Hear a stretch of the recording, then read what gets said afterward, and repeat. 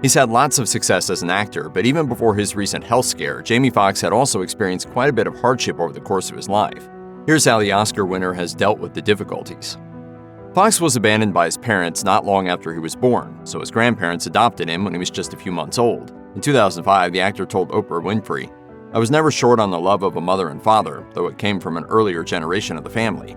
Foxx knew that his father lived just miles away, but wouldn't make the trip even to see him play sports. Foxx theorized that his father's religion, Islam, may have played a role in his absence. At the time of that interview, Foxx wasn't on speaking terms with his mother either, but that would eventually change. In 2020, the actor talked about his rather unconventional home life on The Graham Norton Show, saying that both his parents were living with him, though they'd been divorced for more than 2 decades.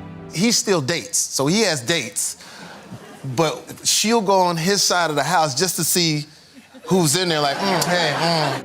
Jamie Foxx grew up in a small, racially divided Texas town. According to Ann M. Todd's biography, Jamie Foxx, the actor learned from not only his grandparents' work ethic, but how they were treated by their white employers. When Foxx spoke to Oprah Winfrey in 2005, he told a heartbreaking story about getting hired at 15 by a white family to play piano for their Christmas party. When his friend dropped him off and walked to the door with him, Foxx remembered being asked why 2 black people had shown up. That was followed by some racial slurs, and Foxx having to ask his friend to leave and pick him up later. Foxx was also reprimanded for not having a tuxedo, then given one from a massive closet. At the end of the night, Foxx went to give the tuxedo jacket back, but the owner of the house told him to keep it because he wouldn't wear it after Foxx did. Foxx said that it always left him wondering, what is it about me being born that bothers you so much?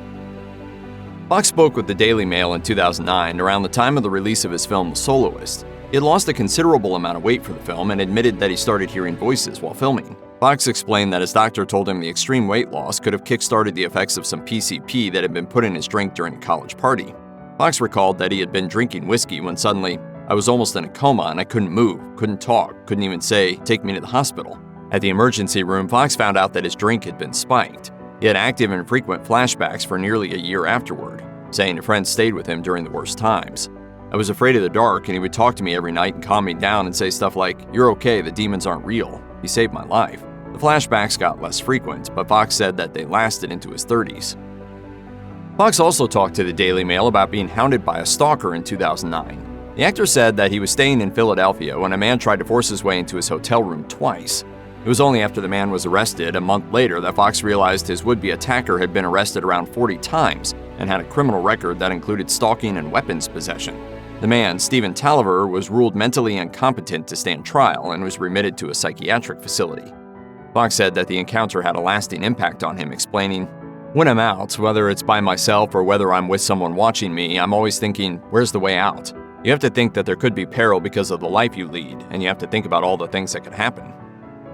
Foxx was raised by his grandparents, and he was just 17 years old when his grandfather, Mark Talley, died after an unspecified illness. Foxx was present at the end of his grandfather's life and even attempted to resuscitate him.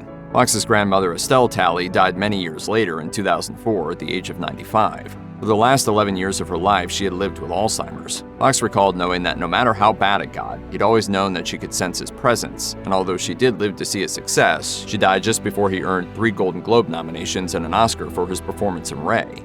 He honored her in his Oscar acceptance speech, saying, "She still talks to me, only now she talks to me in my dreams." Foxx's sister Deandra Dixon died in 2020 at the age of 36.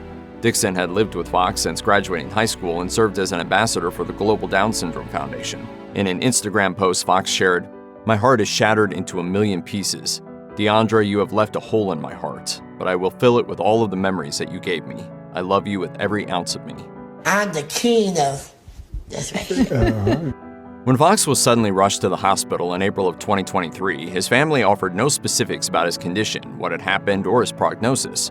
All that was known was that he had been filming a movie for Netflix. His representatives were also silent on the matter, as were his friends. Kevin Hart appeared on the podcast Impulsive, and when he was asked about Foxx's condition, he said he wasn't going to break his friend's confidence. Jamie's always been a private person to a certain degree. He did, however, reassure listeners that their support, thoughts, and kind messages were heard and appreciated, and at the end of the day, that's what mattered the most. Foxx himself broke his silence on May 3rd, posting thanks for the support on Instagram and adding that he was feeling blessed. On May 13th, Foxx's daughter Corinne posted to Instagram to say he was out of the hospital.